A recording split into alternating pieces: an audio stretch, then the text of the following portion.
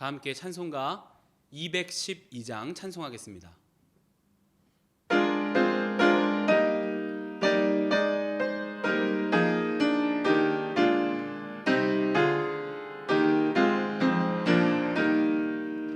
겸손히 주를 섬길 때 괴로운 일이 많으나 구주여 내게 힘 주사 잘 감당하게 하소서.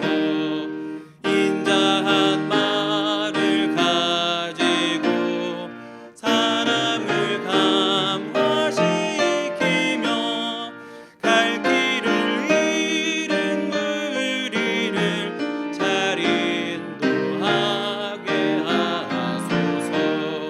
구주의 귀한 인내를 깨달아 알게 하시며 굳건한 믿음 주셔서 늘 승리하게 하소서.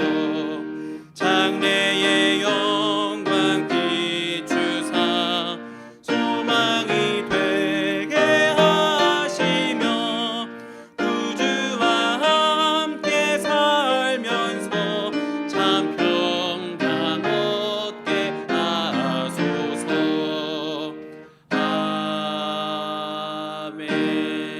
아멘.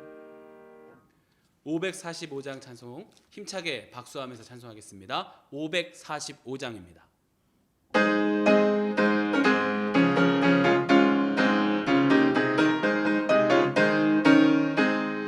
이 눈에 아무 증거 아니 보여도 믿음만을 가지고서 늘 걸으며 이 귀에 아무 소리 아니 들려도 하나님의 약속 위에 서리라. 걸어가세 믿음 위에 서서 나가세 나가세 의심 버리고 걸어가세 믿음 위에 서서 눈과 귀에 아무 증거 없어도 이 눈이 보기에는 어떠하는지 이미 얻은 증거대로 늘 믿으며 이 맘에 의심 없이 살아갈 때에 우리 소원 주 안에서 이루리. 걸어가세 믿음 위에 서서 나가세 나가세 의심 버리고 걸어가세 믿음 위에 서서 눈과 귀에 아무 증거 없었고 주님의 거룩함을 두고 맹세한 주 하나님 아버지는 참 이쁘다. 그 귀한 모든 약속 믿는 자에게 능치 못할 무슨 일이 있을까. 걸어가세 믿음 위에 서서 나가세 나가세 의심 버리고 걸어가세 믿음 위에 서서 눈과 귀에 아무 증거 없어도. 오늘의 성경 말씀은 신약 요한계시록 13장의 말씀입니다. 신약 요한계시록 13장 1절부터 18절까지 말씀을 저와 여러분이 한 절씩 교독하여 읽도록 하겠습니다. 내가 보니 바다에서 한 짐승이 나오는데 뿔이 10이요 머리가 7이라. 그 뿔에는 10 왕관이 있고 그 머리들에는 신성모독하는 이름들이 있더라. 내가 본 짐승은 표범과 비슷하고 그 발은 곰의 발 같고 그 입은 사자의 입 같은데 용이 자기의 능력과 보좌와 큰 권세를 그에게 주었더라. 그의 머리 하나가 상하여 죽게 된 것 같더니 그 죽게 되었던 상처가 나음에 온 땅이 놀랍게 여겨 짐승을 따르고 용이 짐승에게 권세를 주므로 용에게 경배하며 짐승에게 경배하여 이르되 누가 이 짐승과 같으냐 누가 능히 이와 더불어 싸우리요 하더라. 또 짐승이 과장되고 신성모독을 말하는 입을 받고 또 42달 동안 일할 권세를 받으니라. 짐승이 입을 벌려 하나님을 향하여 비방하되 그의 이름과 그의 장막 곧 하늘에 사는 자들을 비방하더라. 또 권세를 받아 성도들과 싸워 이기게 되고 각 족속과 백성과 방언과 나라를 다스리는 권세를 받으니 죽임을 당한 어린 양의 생명책에 창세 이후로 이름이 기록되지 못하고 이 땅에 사는 자들은 다 그 짐승에게 경배하리라. 누구든지 귀가 있거든 들을지어다. 사로잡힐 자는 사로잡혀 갈 것이요 칼에 죽을 자는 마땅히 칼에 죽을 것이니 성도들의 인내와 믿음이 여기 있느니라. 내가 봄에 또 다른 짐승이 땅에서 올라오니 어린 양같이 두 뿔이 있고 용처럼 말을 하더라. 그가 먼저 나온 짐승의 모든 권세를 그 앞에서 행하고 땅과 땅에 사는 자들을 처음 짐승에게 경배하게 하니 곧 죽게 되었던 상처가 나은 자니라. 큰 이적을 행하되 심지어 사람들 앞에서 불이 하늘로부터 땅에 내려오게 하고 짐승 앞에서 받은 바 이적을 행함으로 땅에 거하는 자들을 미혹하며 땅에 거하는 자들에게 이르기를 칼에 상하였다가 살아난 짐승을 위하여 우상을 만들라 하더라. 그가 권세를 받아 그 짐승의 우상에게 생기를 주어 그 짐승의 우상으로 말하게 하고 또 짐승의 우상에게 경배하지 아니하는 자는 몇이든지 다 죽이게 하더라. 그가 모든 자, 곧 작은 자나 큰 자나 부자나 가난한 자나 자유인이나 종들에게 그 오른손이나 이마에 표를 받게 하고 누구든지 이 표를 가진 자 외에는 매매를 못하게 하니 이 표는 곧 짐승의 이름이나 그 이름의 수라. 지혜가 여기 있으니 총명한 자는 그 짐승의 수를 세어보라. 그것은 사람의 수니 그의 수는 666이니라. 아멘. 할렐루야. 하나님의 은혜가 이 시간 온라인으로 예배드리시는 모든 성도님들께 함께 하시기를 주님의 이름으로 축원드립니다. 군인들은 늘 전투를 준비해야 합니다. 그래서 쉬는 시간도 휴식 시간이라고 하지 않고 정비 시간이라고 부릅니다. 쉬기 위해서 쉬는 것이 아니라 전투를 하기 위해 휴식을 취하는 것입니다. 또 부대에는 5분 대기조라는 소수의 인원이 항상 준비되어 있습니다. 특수한 임무를 맡은 인원들인데 이 5분 대기조는 상황이 발생하면 5분 안에 가장 먼저 현장에 출동해서 초동 조치를 해야 하는 임무를 가지고 있습니다. 언제 어떤 상황에서 무엇을 하고 있을지라도 사이렌이 울리면 하던 것을 다 멈추고 복장을 착용하고 현장으로 뛰어나갑니다. 그래서 이들은 잠을 잘 때도 군화를 신고 잡니다. 언제든지 나아갈 준비를 해야 하기 때문입니다. 그들은 또 대처하는 그 현장으로 가는 것뿐만 아니라 그곳에 가서 초동 조치를 잘 할 수 있도록 평소에도 늘 훈련을 받고 준비를 합니다. 이렇게 전투 중에 전쟁 중에 있음을 인식하고 늘 긴장하는 태도가 군인들에게는 필요합니다. 성도들의 삶이 영적인 전쟁이라고 합니다. 죄의 유혹은 늘 우리 앞에 도사리고 있고 세상은 우리가 하나님의 자녀로 살아가는 것을 경계하며 사탄이 우는 사자와 같이 우리를 삼키려고 호시탐탐 노리고 있기 때문입니다. 우리가 이런 일들에 대해서 두려워하며 벌벌 떨며 살아갈 필요는 없지만 무관심한 채 모르고 살아갈 수는 없는 것입니다. 우리는 하나님의 자녀로 세상에서 살아갈 때 우리 앞에도 죄의 유혹이 있고 우리를 미혹하려는 사단의 공격이 있으며 영적인 도전이 있다는 것을 기억해야 합니다. 그리고 우리의 힘으로 맞설 때는 이길 수 없고 예수 그리스도의 이름을 붙잡고 나아가면 반드시 승리하게 된다는 것도 기억해야 합니다. 싸움에는 훈련이 필요하고 전투에는 준비가 필요합니다. 무기도 필요하고 또 상대를 아는 분석도 필요합니다. 무턱대고 열심히 나아가기만 한다고 절대로 이길 수 없습니다. 그렇다면 우리가 성도의 영적 전쟁에서 반드시 갖추어야 할 것은 무엇입니까? 무기 삼아야 하고 또 상대를 인식하고 분석해야 할 것은 어떠한 것들이겠습니까? 오늘 말씀을 중심으로 몇 가지 살펴보며 함께 은혜를 나누고자 합니다. 첫 번째로는 죄에 대한 경각심을 가져야 합니다. 오늘 함께 읽은 본문 13장은 12장에 성도로 상징되는 여자와 마귀를 상징하는 붉은 용의 영적인 전투의 연장선으로 읽을 수 있습니다. 오늘 말씀 11절에 보면 두 짐승, 즉 바다에서 올라온 짐승과 땅에서 올라온 짐승이 기록되어 있습니다. 바다에서 올라온 짐승은 막강한 힘과 권력을 가지고 성도와 교회를 공격합니다.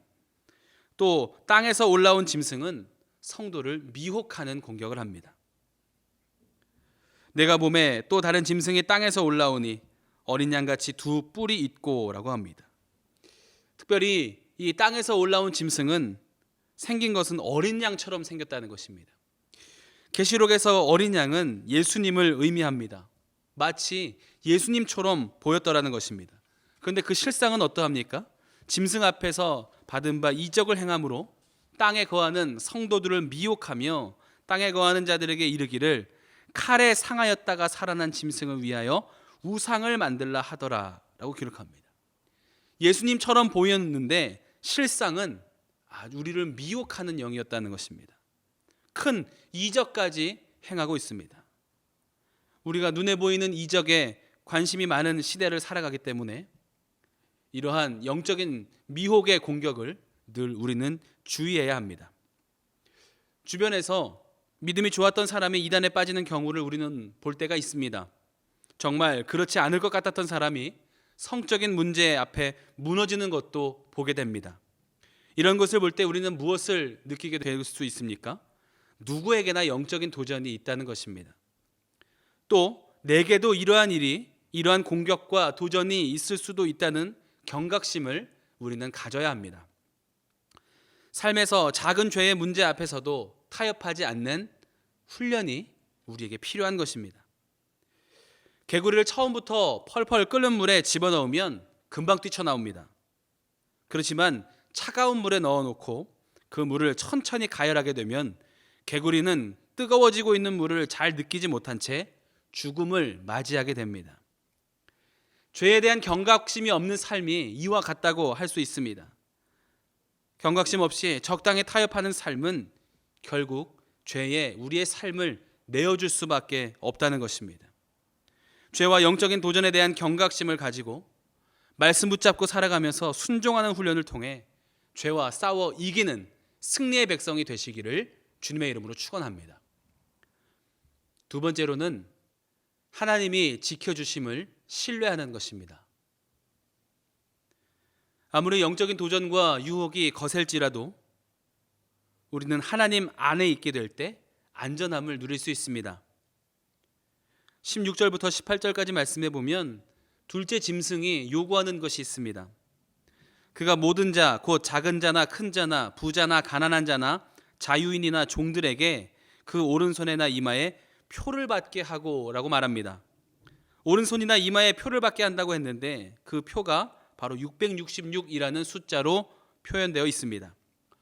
성경학자들은 여기서 나오는 666이라는 숫자가 네로 황제의 이름을 의미한다라고 해석합니다.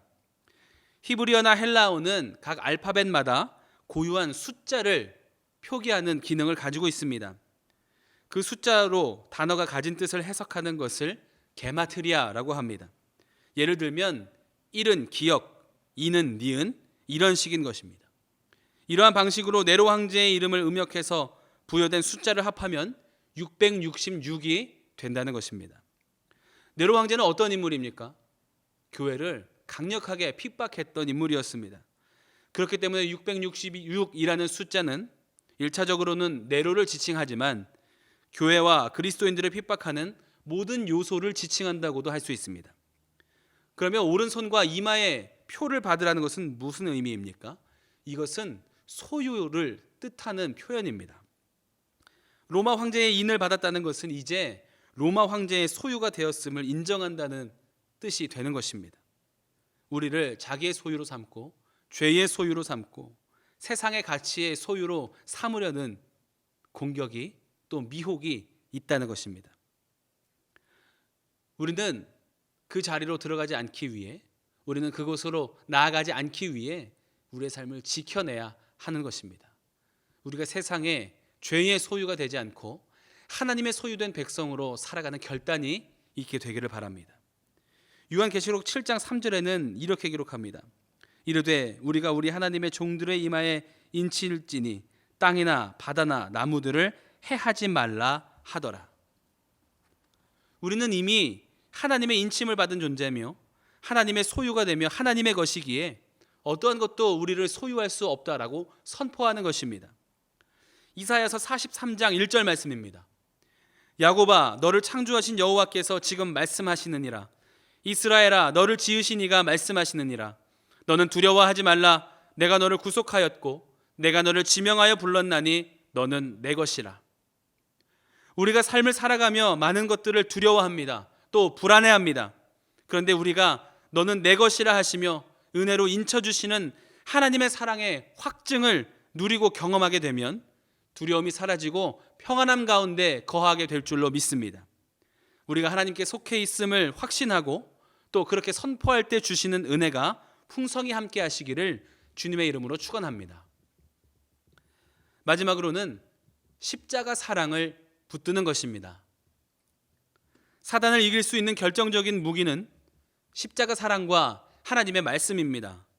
이것이 우리의 삶에서 회복될 때 사랑이 모든 것을 덮고 이기는 경험을 우리는 하게 될 것입니다.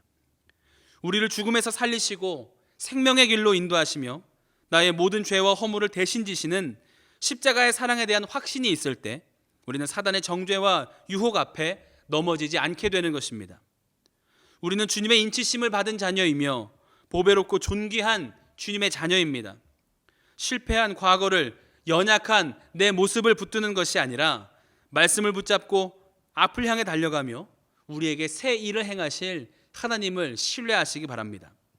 사단 마귀가 우리를 넘어뜨리려 할 때 우리가 십자가 은혜와 능력으로 주님의 자녀가 되었음을 믿음으로 다시 한번 바라보시기 바랍니다. 너는 내 것이라고 나의 소유된 백성이라고 말씀해 주시는 하나님의 음성을 듣고 그 음성 속에서 위로와 소망을 누리시기 바랍니다. 모든 어두움과 사망의 권세를 꺾으시고 영원한 생명과 승리로 우리를 인도하시는 십자가를 붙잡으면 믿음으로 내 삶을 구원하신 예수님의 놀라운 사랑을 다시 한번 우리의 삶에서 진실되게 깨달을 수 있는 것입니다. 그러면 그 십자가의 능력이 우리의 삶의 실제가 되고 은혜가 되어 나타나게 될 줄로 믿습니다. 모든 죄의 사슬을 끊으신 십자가를 붙잡고 살아가는 하나님의 자녀들을 세상과 사단이 절대로 넘볼 수 없다는 것을 기억하시기 바랍니다. 십자가를 붙잡는다는 것은 영화나 드라마에서 나오는 귀신이나 드라큘라가 나타났을 때 부적처럼 사용하는 것이 아닙니다. 우리의 삶의 가장 중심에 나를 향한 놀라운 사랑과 승리의 십자가를 새겨놓고 그분의 능력을 힘입어 살아가는 결단과 고백이 되는 것입니다. 바라기는 혼란스럽고 또 영적인 공격과 죄의 유혹이 가득한 이 세상에서 두려워하지 않고 하나님의 손을 붙잡고 십자가를 의지하며 승리하는 삶을 사는 우리 모두가 될 수 있기를 주님의 이름으로 축원합니다. 함께 기도하겠습니다. 사랑과 은혜가 풍성하신 하나님, 이 시간 각자의 자리에서 하나님을 예배하게 하심에 감사드립니다. 죄의 유혹과 영적인 도전이 있을 때 주님 말씀 붙잡고 우리를 구원하신 십자가 사랑의 능력을 믿음으로 말미암아 승리하게 하여 주시옵소서. 귀한 예물 구별하여 드린 손길 있습니다. 기쁘게 받아주시고 하늘로부터 부어주시는 사랑으로 채워 주시옵소서. 감사드리며 예수 그리스도의 이름으로 기도하옵나이다. 아멘. 하늘에 계신 우리 아버지여, 이름이 거룩히 여김을 받으시오며 나라가 임하시오며 뜻이 하늘에서 이루어진 것 같이 땅에서도 이루어지이다. 오늘 우리에게 일용할 양식을 주시옵고 우리가 우리에게 죄 지은 자를 사하여 준 것 같이 우리 죄를 사하여 주시옵고 우리를 시험에 들게 하지 마시옵고 다만 악에서 구하시옵소서. 나라와 권세와 영광이 아버지께 영원히 있사옵나이다. 아멘. 이 시간 공동의 기도의 제목을 가지고 함께 합심하여 기도하겠습니다. 먼저 오늘 주신 말씀 붙잡고 말씀에 의지하여 기도하겠습니다. 또 나라와 민족을 위해서 함께 기도해 주시기 바랍니다. 코로나19의 재확산이 멈춰지게 하여 주시고 하나님께서 허락하시는 치유와 회복의 은혜를 경험하게 하여 주시옵소서. 함께 기도해 주시기 바랍니다. 또 교회를 위해서 기도해 주실 때 단위에 세워주신 담임 목사님의 신원의 강건하심을 위해서 함께 기도해 주시고 또 가정에서 온라인으로 예배드리는 모든 성도들의 믿음과 삶을 지켜주시옵소서. 함께 기도해 주시기 바랍니다. 특별히 진행되어지고 있는 여름 성경학교와 수련회를 위해서 함께 기도해 주시기 바랍니다. 우리의 가정과 자녀들을 위해서 기도해 주시고 또 중보하며 기도하실 때 병원 중에 있는 환우들의 회복을 위해서 또 어려움 겪고 있는 성도들과 이웃들의 삶의 회복을 위해서 함께 중보하며 기도해 주시기 바랍니다. 이 시간 함께 기도하겠습니다.